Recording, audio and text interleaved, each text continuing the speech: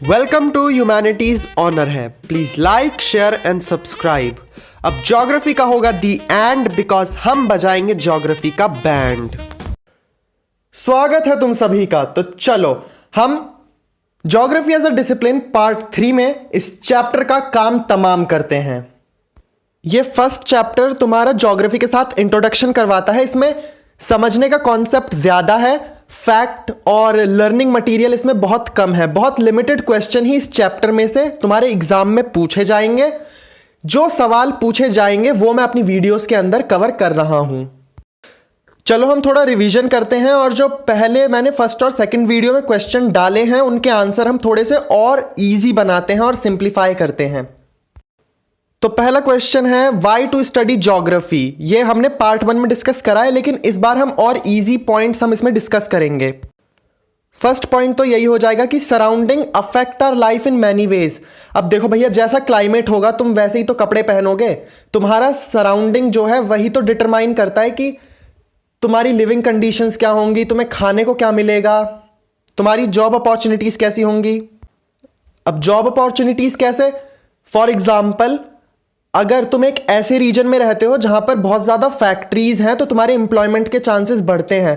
Plus तुम्हारी society तुम्हें जो है फोर्स करेगी या तुम्हारी सोसाइटी तुम्हें मोटिवेट करेगी कि तुम उन फैक्ट्रीज के अंदर जाओ और वहां पर जाकर काम करो। और देखो, ये तो तुमने बचपन में पढ़ा होगा कि जो पोल्स होते हैं वहां पर टेम्परेचर बहुत कम होता है। तो जो इंसान वहां पर रिसर्च वर्क के लिए जाता है वो वहां इग्लूज में रहता है और गर्म कपड़े पहनता है। क्यों? क्योंकि वहां पे टेम्परेचर बहुत कम है।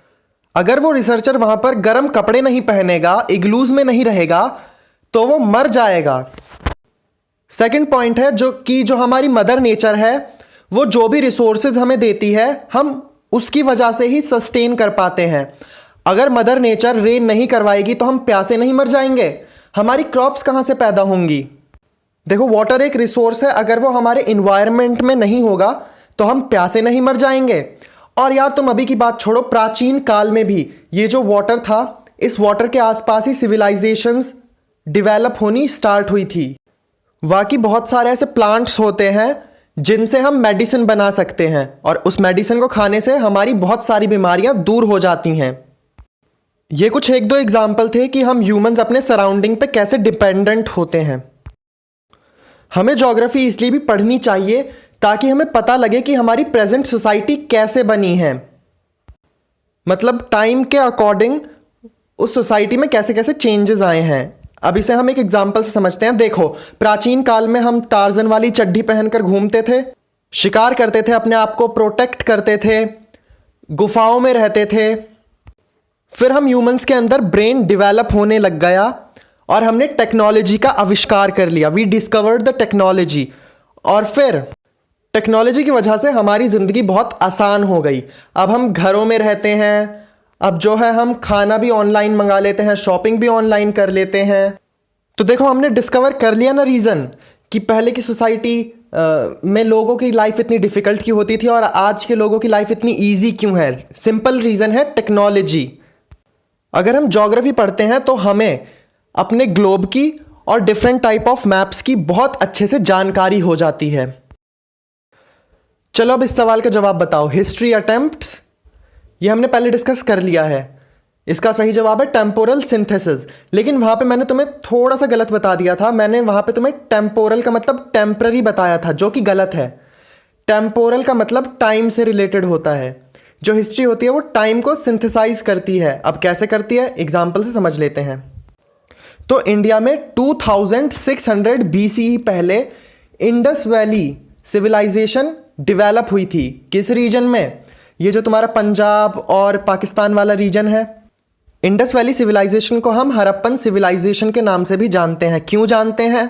क्योंकि इंडस वैली सिविलाइजेशन में बहुत सारी जगहें थी, जैसे एक हड़प्पा हो गई, एक मोहिंजोदारो, कोट दीजी, लोथल और भी दाइमाबाद, आलमगीरपुर, सुटका गिंदौर, बहुत सारी थी। तो इंडस वैली सिविलाइजेशन में सबसे पहली साइट जिसकी हमने डिस्कवरी करी और रिसर्च करी वो हड़प्पा थी। इसीलिए हम इंडस वैली सिविलाइजेशन को हड़प्पन सिविलाइजेशन के नाम से भी जानते हैं। और ये तुम 12th क्लास की हिस्ट्री में पढ़ोगे तो अभी कोई मतलब नहीं है इसे समझने का। फिर ये जो सिंधु घाटी सभ्यता थी ये डिक्लाइन हो जाती है। इसके बाद फिर महाजनपद आते हैं और महाजनपदास के बाद आपकी मौर्यन डायनेस्टी आती है और ऐसे ही फिर और भी राजा आते हैं, चले जाते हैं, फिर मुगल आते हैं, फिर ब्रिटिशर्स आते हैं, फिर इंडिया को इंडिपेंडेंस मिलती है।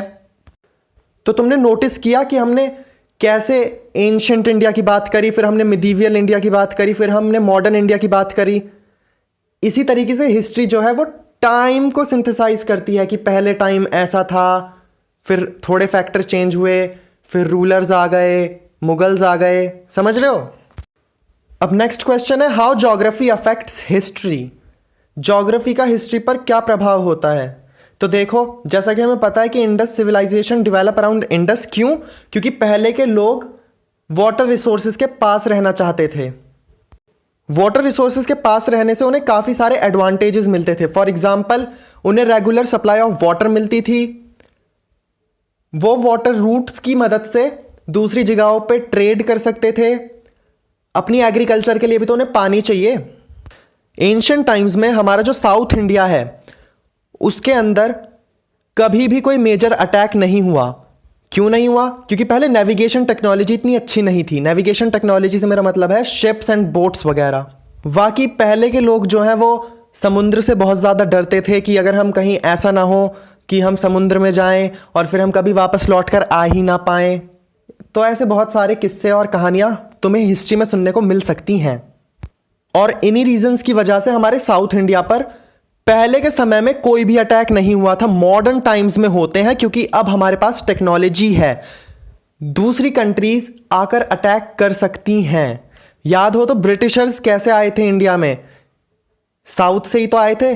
बंगाल रीजन में उन्होंने अपनी ईस्ट इंडिया कंपनी डेवलप करी। अब क्योंकि साउथ इंडिया से हमारे फॉरेनर्स और जो इन्वेडर्स हैं जो इंडिया के ऊपर कब्जा करना चाहते हैं वो साउथ से तो आ नहीं सकते, क्योंकि वहां पे वाटर है, ओशन है, तो वो लैंड रूट से आएंगे। और अगर वो लैंड रूट से आएंगे तो वो नॉर्दर्न इंडिया में घुसेंगे। अब देखो, वो ऊपर वाले रीजन से इसलिए नहीं आए क्योंकि वहां पे हमारे हिमालयाज वगैरह हैं। समझ रहे हो? ये जो रीजन तुम्हें गुजरात और राजस्थान के पास दिख रहा है, यहां पर डेजर्ट है और थोड़ा मार्शी टाइप, मतलब थोड़ा दलदली इलाका है ये, तो इसलिए यहां से भी इन्वेडर्स नहीं आए थे। ये जो थोड़ा सा रीजन है ना, इस रीजन से ही जो इन्वेडर्स हैं वो घुसे थे इंडिया के अंदर। और अब देखो, यहां से घुसेंगे तो नॉर्थ इंडिया के ऊपर अटैक करेंगे, इसलिए यहां पर कांस्टेंट लड़ाइयां चलती रहती थी। अब तुम खुद सोचो कि अगर ये हिमालयाज ना होते तो इंडिया के ऊपर यहां से भी अटैक होता, इंडिया के ऊपर यहां से भी अटैक होता। क्योंकि नॉर्दर्न इंडिया बहुत ज़्यादा फर्टाइल रीजन है, यहां पे एग्रीकल्चर बहुत अच्छा हो जाता है। तो एंशिएंट टाइम में यहां पर जो इंडिया के ही राजा होते थे वो आपस में बहुत ज़्यादा लड़ते थे कि उनका ज़्यादा कंट्रोल हो नॉर्दर्न इंडिया के ऊपर। ज़्यादा कंट्रोल मतलब ज़्यादा एग्रीकल्चर, ज़्यादा एग्रीकल्चर मतलब ज़्यादा ट्रेड, और ज़्यादा ट्रेड का मतलब है ज़्यादा इकोनॉमिक पावर। समझे? चलो अब हम चलते हैं थोड़ा आगे। देखो, हर एक सब्जेक्ट को पढ़ने के कुछ अप्रोचेस होते हैं कि मतलब एक सब्जेक्ट को किस तरीके से पढ़ा जाए। ज्योग्राफी को पढ़ने के यहां पर दो अप्रोच आते हैं, एक है सिस्टमैटिक अप्रोच, दूसरा है रीजनल अप्रोच। देखो, ये पूरा 5 मार्कर के लिए बहुत इंपॉर्टेंट है, तो इसीलिए इसे ध्यान से सुनना। तो पहला इजी पॉइंट है जो सिस्टमैटिक अप्रोच है, it was given by Alexander von Humboldt, और रीजनल अप्रोच हमारा दिया गया था कार्ल रिटर ने। अब देखो, इसे कैसे याद रखोगे? आर से रीजनल और आर से रिटर। सिस्टमैटिक अप्रोच में we study world as a whole, और रीजनल अप्रोच में we study a region of the earth. Regional approach में हम कोई भी एक कॉन्टिनेंट ले लेंगे या कोई भी एक कंट्री ले लेंगे। फॉर एग्जाम्पल, यहां पर हम इंडिया के एग्जाम्पल से समझने की कोशिश करेंगे। सिस्टमैटिक अप्रोच में थीम बेस्ड स्टडी होती है, मतलब कोई भी एक थीम चूज कर लिया जाएगा। फॉर एग्जाम्पल, तुमने क्लाइमेट चूज कर लिया तो तुम ग्लोब के ऊपर ये देखोगे कि इस रीजन पे कौन सा क्लाइमेट पाया जाता है, पोल्स पे कौन सा क्लाइमेट पाया जाता है, ये बीच में कौन सा क्लाइमेट पाया जाता है। और वहीं रीजनल अप्रोच में तुम हॉलिस्टिक स्टडी पढ़ते हो, मतलब इंडिया के बारे में तुम A to Z चीजें जान लोगे। इंडिया का ड्रेनेज कैसा है, वहां का लैंडफॉर्म कैसा है, वहां की क्रॉप्स कैसी हैं, एनिमल कैसे हैं, फ्लोरा फौना कैसा है।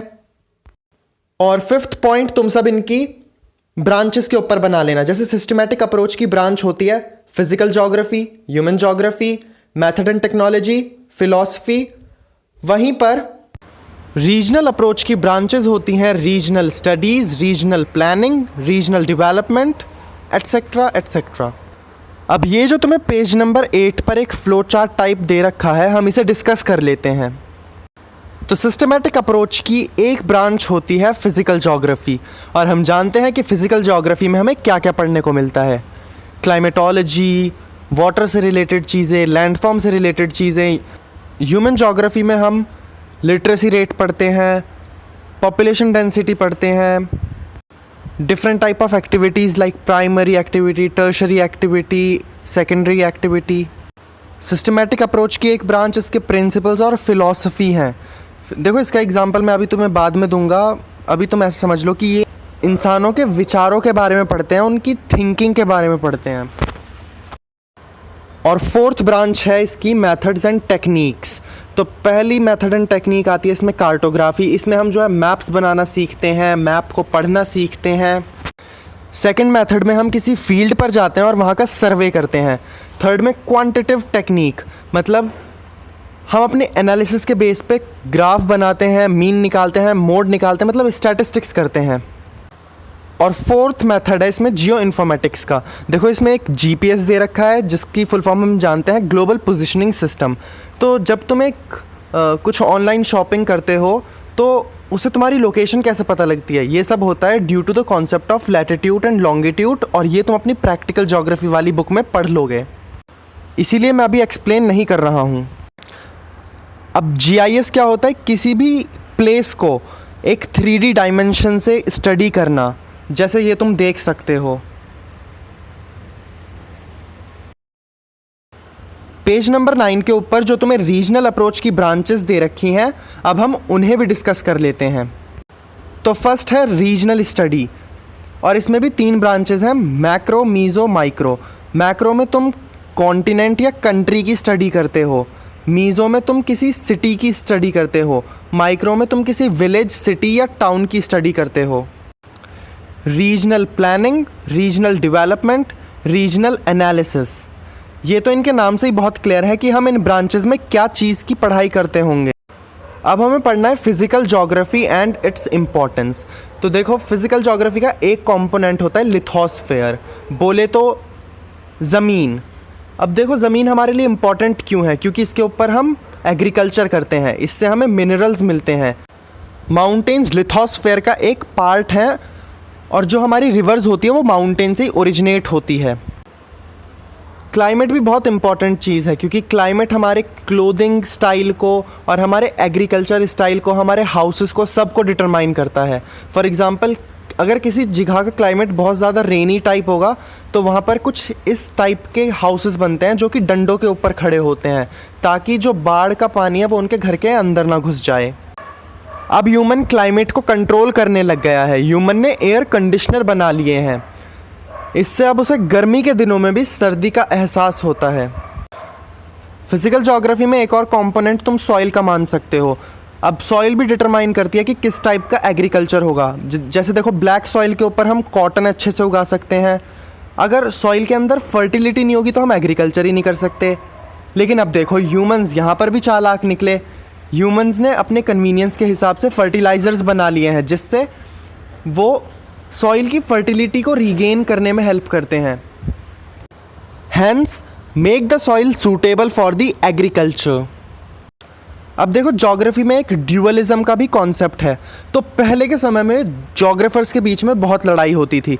कुछ ज्योग्राफर्स कहते थे कि हमें सिर्फ फिजिकल ज्योग्राफी पढ़नी चाहिए, तो कुछ ज्योग्राफर्स कहते थे कि हमें फिजिकल ज्योग्राफी के साथ साथ ह्यूमन ज्योग्राफी भी पढ़नी चाहिए, क्योंकि ह्यूमंस अब ज्योग्राफी को कंट्रोल करने लग गए हैं।